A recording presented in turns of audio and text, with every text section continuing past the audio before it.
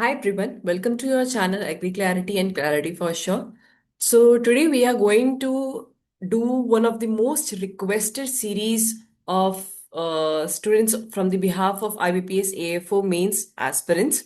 So ये series हमने revamp किया हुआ है। पहले हमने नहीं डिसाइड किया था कि हम एक मास्टर रिवीजन सीरीज स्कीम्स के बेसिस पे अभी कंडक्ट करेंगे यूट्यूब पर, बट इतने ज़्यादा स्टूडेंट्स के डिमांड्स के वजह से हमने अपनी पूरी रिवीजन सीरीज को रिवैम्प किया है। और आज हम इस वीक का सबसे पहला रिवीजन सीरीज जो कि स्कीम्स के बेसिस पे मिनिस्ट्री ऑफ एग्रीकल्चर की स्कीम्स को हम टारगेट करेंगे यहाँ पे। ओके, सो आज का सेशन बहुत ही टू द पॉइंट होगा, बहुत ही शॉर्ट एंड सिंपल होगा। सिर्फ रिलेवेंट पॉइंट्स को यहाँ शो किया जाएगा। और मैं रिक्वेस्ट करती हूँ जो भी स्टूडेंट्स आईपीएस एएफओ एग्जामिनेशन को इससे टारगेट कर रहे हैं वो सारे इस सेशंस में जो भी इम्पोर्टेंट न्यूज़ है और जो भी इम्पोर्टेंट जो भी नए नए उसमें इनिशिएटिव्स लॉन्च हुए हैं कोई भी स्कीम्स में, या फिर कुछ एडिशन हुआ है, कुछ इंक्रीज हुआ है, कुछ डिक्रीज हुआ है, सारे रिलेवेंट पॉइंट्स एंड फैक्ट्स यहाँ पे रखे गए हैं।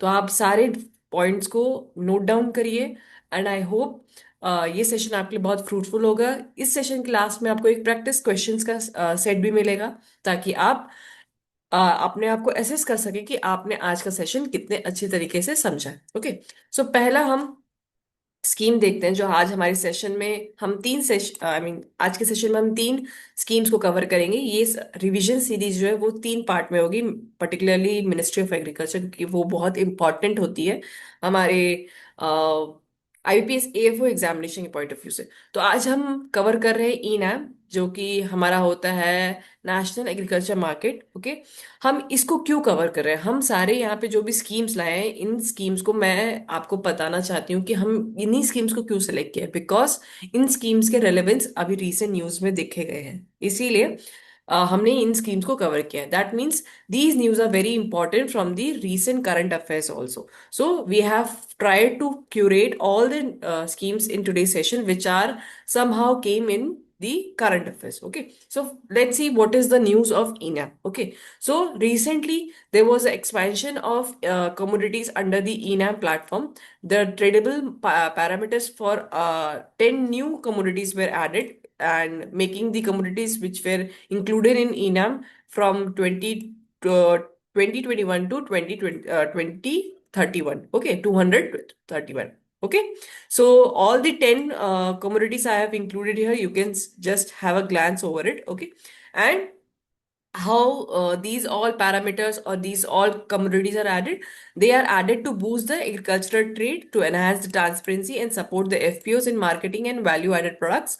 And these parameters are formulated by Directorate of Marketing and Inspection, which is one of the important question can be made from here. Okay, so that is why I have denoted here. यहाँ पे मैंने DMI को यहाँ पे denote किया because इससे important question बन सकते हैं।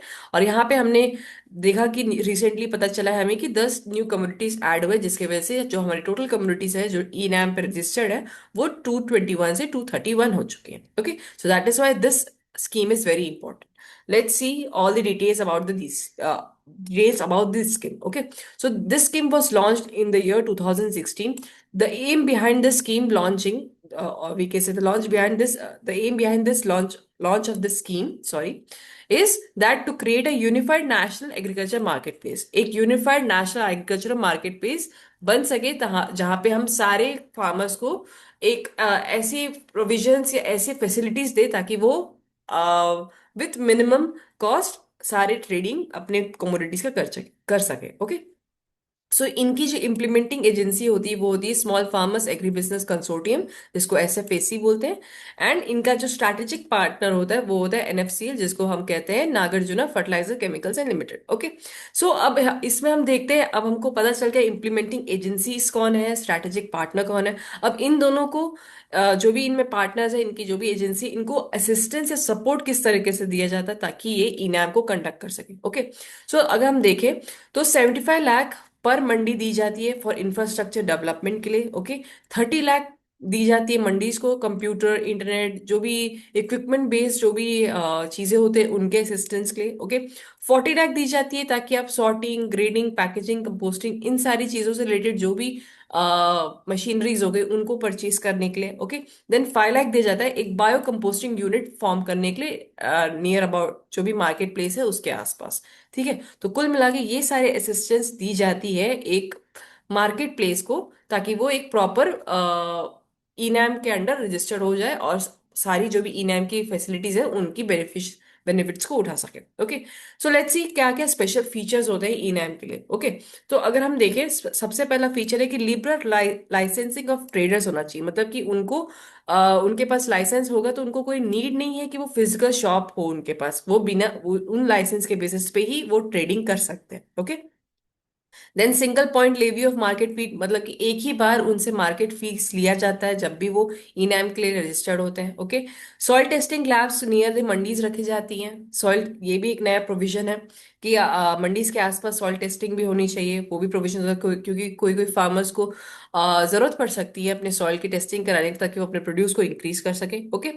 हर मंडी को एक फ्री मंडी एनालिस्ट सपोर्ट मिलता है for the 1 year. Okay. Then FPO and warehouse trading modules भी इसमें इन्वॉल्व होते हैं, जिसमें आपको बताया जाता है किस तरीके से ट्रेडिंग की जाती है, किस तरीके से फार्मर्स प्रोड्यूस ऑर्गेनाइजर्स को सिखाया जाता है कि इनैम को यूज कैसे करना है। तो उन सब के मॉड्यूल्स इसमें रहते हैं इंटीग्रेटेड। ओके। देन ये जो इनैम होता है वो हमारे काफी सारे डिफरेंट डिफरेंट वेबसाइट से लिंक्ड है, जैसे कि एग मार्केट मार्कनेट से लिंक्ड है, किसान सुविधा से लिंक्ड है, उमंग से लिंक्ड है, किसान रथ से लिंक्ड है। ओके। देन जो भी, हाँ, इनाम में एक प्रोविजन है कि वहां पे वेदर अपडेट्स भी मिलते हैं फार्मर्स को। ठीक है। तो ये वेदर अपडेट्स कौन यहाँ पे प्रोवाइड करता है? हमारा IMD, Indian meteorological department. Okay. So I hope ये सारे आपको यहाँ पे फीचर्स क्लियर हो गए होंगे इनाम के। मूविंग ऑन, देखते हैं क्या क्या अभी तक अपडेट्स या अचीवमेंट्स हुए हैं हमारी इनाम के पर्सपेक्टिव से। अभी तक 1.79 करोड़ फार्मर्स और 2.67 लाख ट्रेडर्स रजिस्टर्ड है इनाम पे। अभी तक एफपीओज भी इसमें इंटीग्रेट किए गए हैं, जैसे कि आपको अभी अभी पता चला होगा कि इन एम एफपीओज भी रजिस्टर्ड हो रहे हैं। तो कुल मिला के अभी तक 4,518 एफपीओज ऑनबोर्डेड हो चुके हैं इनैम पे। कुल मिला के कितने FP I mean sorry mandis है अक्रॉस जो इनैम के थ्रू अपनी ट्रेडिंग कर रही है, वो है 1,522 across 23 states and 4 UTs. And trade value जो है इसकी अब हो चुकी है 4.39 लाख करोड़। ओके। और for the in the year 2022 इनको डिजिटल इंडिया अवार्ड प्लैटिनम के कैटेगरी में भी इनको अवार्डेड किया गया है। ठीक है। इन द न्यू इनिशिएटिव देखा जाए, platform platform of platforms. Okay. ये इनिशिएटिव क्या होता है? ये फार्मर्स को अलाउ करता है to sell beyond the state boundaries and it integrates 41 services providers like quality check, warehousing, fintech, transport and etcetera. Okay.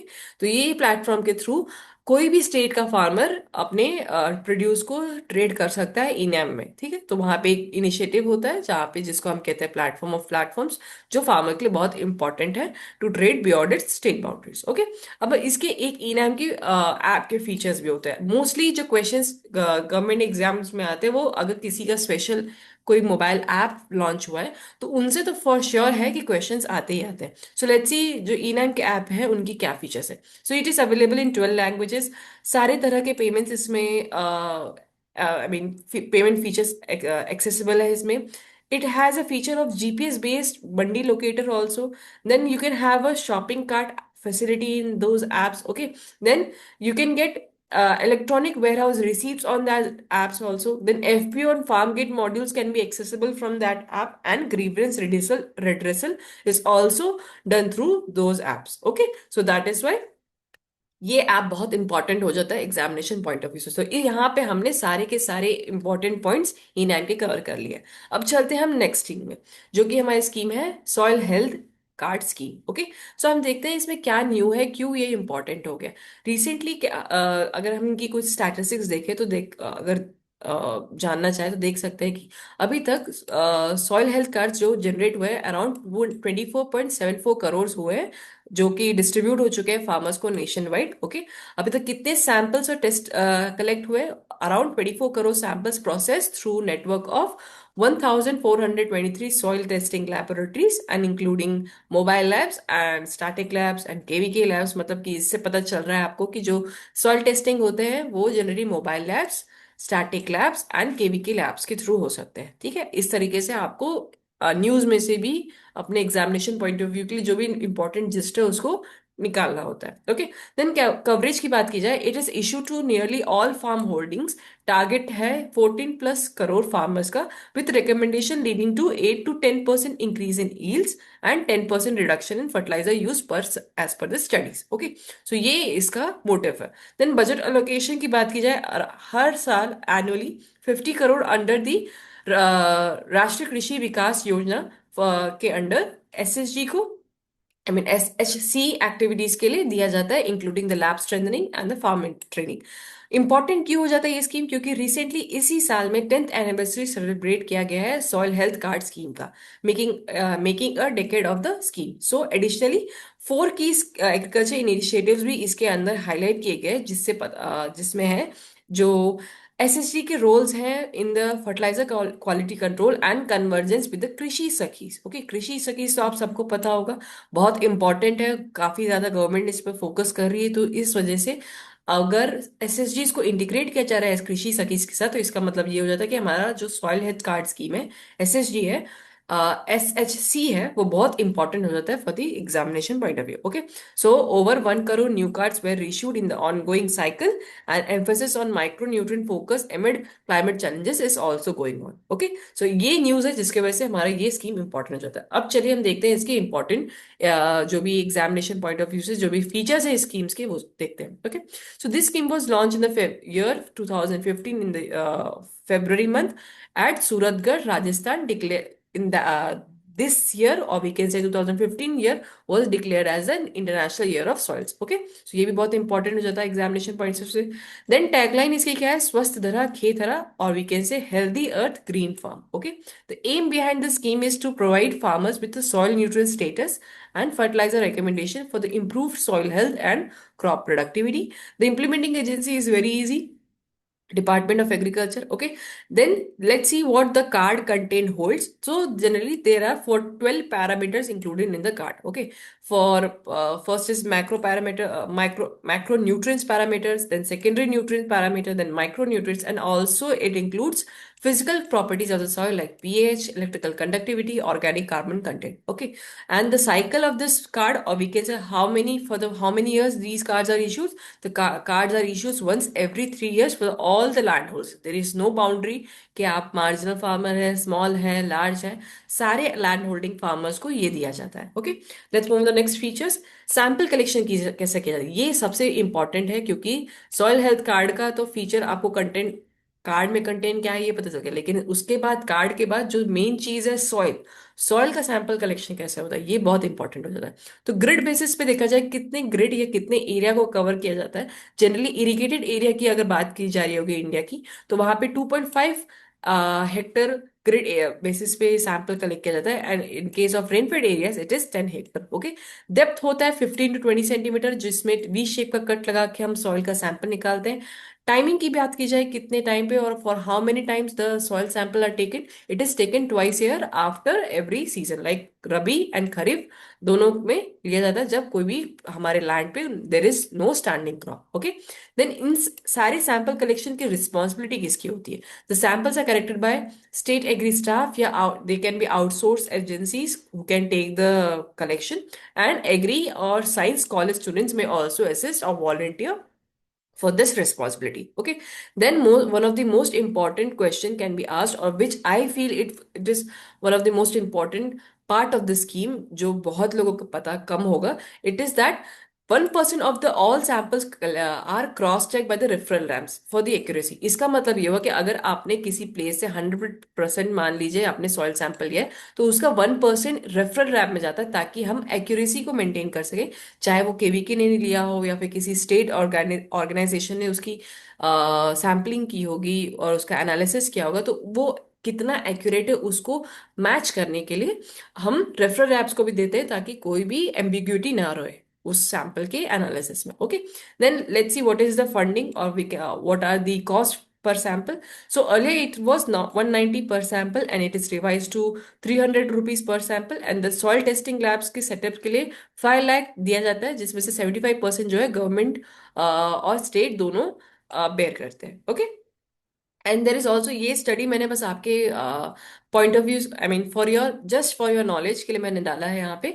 जो नेशनल प्रोडक्टिविटी काउंसिल ने एक स्टडी लिया था 2017 में, उन्होंने बताया था कि more than 90% farmers had never tested soil before the scheme SHC was launched. 92% did not use balanced fertilizer or micronutrients earlier, and after the implementation of SHC, it led to 8 to 10% fertilizer savings and 5 to 6% yield increase. So this point are very important. आप ये point को अपने descriptive के लिए भी use कर सकते हो। Okay, so let's move on to the next scheme. हमारा नेक्स्ट स्कीम है आज सेशन का, वो है परंपरागत कृषि विकास योजना, one of the most important scheme which targets on the organic farming. Okay, so let's see key statistics और key पॉइंट्स और facts regarding this scheme. Okay, तो एरियाज देखा जाए अभी तक कितने एरियाज कवर हो चुके हैं इस स्कीम में। 14.98 lakh hectare under PGS certification has been, they have received PGS certification via the Paramparagat Krishi Vikas Yojana, and total farming area under the schemes stands at 59.74 lakh hectares since 2015 to 16. Okay, and ये scheme जो है cluster based approach में होती है, मैं आपको आगे समझाऊंगी। तो अभी तक कितने ऑर्गेनिक क्लस्टर्स डेवलप हो चुके हैं? 52,289 क्लस्टर्स हो चुके हैं, जिसमें से 25.30 लाख जो है फार्मर्स है। ठीक, और इसके बाद हम देखते हैं सर्टिफिकेशन और मार्केटिंग के बारे में। अभी तक 8 स्टेट्स हैं जिन्होंने एक अपना खुद का ऑर्गेनिक प्रोडक्ट ब्रांड्स डेवलप कर चुके हैं, और एक जैविक खेती पोर्टल भी है जिसमें हम आप अपने ब्रांड्स को रजिस्टर कर सकते हो, जिसके थ्रू आप अपने प्रोडक्ट्स को एक्सपोर्ट करवा सकते हो। तो ये एक पोर्टल है जो जिसके ऊपर 6.22 लाख रजिस्टर्ड फार्मर्स अभी तक हो चुके हैं जिन्होंने अपने डायरेक्ट सेल्स कर चुके हैं। ओके, एंड एक इम्पॉर्टेंट पॉइंट जिस वजह से ये स्कीम इम्पॉर्टेंट हो जाता है, और जैसे हम कह सकते हैं करंट अफेयर के पर्सपेक्टिव से, अभी अभी इसी साल जो हमारी परंपरागत कृषि विकास योजना है उसको एफपीओ के साथ इंटीग्रेट किया जा रहा है। ठीक है, to create a supply chain through organic clusters addressing the challenges like input sourcing and marketing via farmer producer organizations. Okay, so इस वजह से एफपीओ का इंटीग्रेशन हो रहा है इस साल, इस वजह से ये स्कीम बहुत इंपॉर्टेंट हो जाती है इस साल के एग्जामिनेशन, जो भी एग्रीकल्चर बेस्ड एग्जामिनेशन होते हैं उनके पर्सपेक्टिव से। Let's see the what are the important points. So this scheme was launched in 2015. Okay, so the aim behind the scheme was to promote organic farming through cluster approach and reduce the dependency on the chemicals. And ये scheme है actual में एक सब component है soil health management का, और उसका parent जो स्कीम है वो है National Mission on Sustainable Agriculture. Okay, so इसका मतलब ये है Paramparagat Krishi Vikas Yojana National Mission on Sustainable Agriculture का जो एक सब कंपोनेंट होता है सॉइल हेल्थ मैनेजमेंट, उसी का एक कंपोनेंट है। ओके, सो ये 3 लेवल हो गया हमारा। ओके, देन जो भी सर्टिफिकेशन होती है इस ऑर्गेनिक फार्मिंग में, वो सर्टिफिकेशन कौन प्रोवाइड कराता है? पार्टिसिपेटरी गारंटी सिस्टम एक होता है जो ये सर्टिफिकेशन प्रोवाइड करता है, ये लेकिन आपको क्लस्टर अप्रोच के थ्रू ही मिलेगा। ओके, इसकी मॉनिटरिंग बॉडी कौन सी है? NCOF, one of the important question can be asked from here. NCOF का फुल फॉर्म होता है National Centre of Organic Farming. Then एक मार्केटिंग प्लेटफॉर्म होता है जैविक खेती, जहाँ पे आपको नॉलेज और मार्केटिंग सपोर्ट दोनों मिलता है। देन क्लस्टर बेस्ड अप्रोच पे चलते हैं। इस स्कीम में क्या होता है, एक क्लस्टर बनाया जाता है, एक ग्रुप बनाया जाता है कुछ फार्मर्स का, ताकि हम एक साथ उनने कुछ डिसेंट अमाउंट के फार्मर्स, मिनिमम मान लीजिए यहाँ पे मैंने आपको बताया 50 फार्मर्स, तो उन 50 फार्मर्स को पूरी तरीके से उनके लैंड जो भी है उनको पहले इस स्कीम में केमिकल जो भी उन्होंने पहले अपने कुछ भी पहले सालों में कितने भी केमिकल फर्टिलाइजर यूज किए होंगे, तो पहले उनको वॉश आउट करने में हेल्प करते हैं। देन उसमें धीरे धीरे उनको सिखाया जाता है अपने लैंड पे कि किस तरीके से ऑर्गेनिक फार्मिंग की जाती है। तो ये क्लस्टर बेस में किया जाता है ताकि बहुत सारे फार्मर्स को एट अ टाइम बेनिफिट हो सके। ठीक है, तो क्लस्टर बेस में जो फार्मर्स इंक्लूड होते हैं उनके पास या तो 20 हेक्टर लैंड या तो 50 एकर्स लैंड होने चाहिए। ठीक है, लार्ज क्लस्टर्स इंक्लूड हो सकते हैं, लेकिन लार्ज क्लस्टर्स कहाँ इंक्लूड होंगे? ऐसे प्लेन एरिया में जहाँ पे एरिया हो 1000 हेक्टर का, और या फिर हिली एरियाज की बात की जाए तो 500 हेक्टर्स होनी चाहिए। तो ये बहुत इंपॉर्टेंट हो जाता है। टारगेट है ये स्कीम का कि 3 ईयर्स में 10,000 क्लस्टर्स फॉर्म करे। और 10,000 क्लस्टर्स फॉर्म करना मतलब कि कवर करेगा ये approx 2 lakh Hector area. Okay, तो ये इंपॉर्टेंट हो जाता है। अब देखते हैं इसमें असिस्टेंस या फाइनेंशियल एड कितना मिलता है जो भी क्लस्टर्स होते हैं। जनरली जो 3 ईयर्स के लिए एक क्लस्टर फॉर्म होता है, तो उस क्लस्टर में 50,000 रुपीज पर हेक्टर दिया जाता है, और वो 3 ईयर्स के लिए चलता है। जिसमें से 31,000 जो होता है, अप्रॉक्स 62% जो हमारा बजट है, आई मीन फाइनेंशियल असिस्टेंस है, वो डीबीटी के थ्रू जाता दिया जाता है। वो भी पर्टिकुलरली किसके लिए? सिर्फ ऑर्गेनिक इनपुट्स के लिए। ऑर्गेनिक इनपुट्स में हमारे bio fertilisers, compost, vermi compost, botanical extracts and all, ये सब आते हैं। देन 10 लाख मैक्स पर क्लस्टर्स दिया जाता है, जो एक फार्मर्स का शेयर होता है। देन 4.95 लाख पर क्लस्टर दिया जाता है for to the implementing agency, जो इम्प्लीमेंटिंग एजेंसी इसमें इन्वॉल्व होती हैं, ताकि वो ये फंड को यूज कर सके for the mobilisation, then helping the farmers for the PGS certification and also the quality control. तो इस तरीके से हमने फाइनेंशियल असिस्टेंस भी इस स्कीम का डिस्कस कर लिया। अब इसकी स्पेशल प्रोविजंस देखते हैं। कुछ बजट एलोकेशन होता है जो हम अलॉट करते हैं, जैसे कि 65% इस स्कीम में जो भी फार्मर्स होते हैं वो स्मॉल और मार्जिनल फार्मर्स होना चाहिए। और जो भी बजट अलॉट हो रहा है इस स्कीम्स के लिए, उसका 30% जो है वो सिर्फ और सिर्फ वुमेन बेनिफिशरीज को जाएगा। फंडिंग पैटर्न इंपॉर्टेंट है, मतलब नाबार्ड के स्टूडेंट्स के लिए इंपॉर्टेंट है। आप चाहो तो एएफओ के स्टूडेंट स्किप कर सकते हो, लेकिन ये बहुत ईजी होता है। जनरली 60-40 जनरल स्टेट्स में चलता है। हिमालयन और नॉर्थ ईस्टर्न रीजन में क्या होता है, आई मीन 60 मतलब कि स्टेट इसका शेयर हो गया, और ये 40 जो है ये, सॉरी 60 जो है वो सेंट्रल का शेयर हो गया, और 40 जो है ये स्टेट का शेयर हो गया। ओके, सो हिमालयन स्टेट्स में क्या हो जाता है, नॉर्थ ईस्टर्न स्टेट में 90 जो है सेंट्रल का शेयर हो जाता है, 10 जो है हमारे स्टेट का शेयर हो जाता है, और 100% शेयर यूटीज में सेंट्रल का होता है। ठीक है, 100% ग्रांट कहाँ कहाँ दिया जाता है, किस किस इंस्टीट्यूट्स को?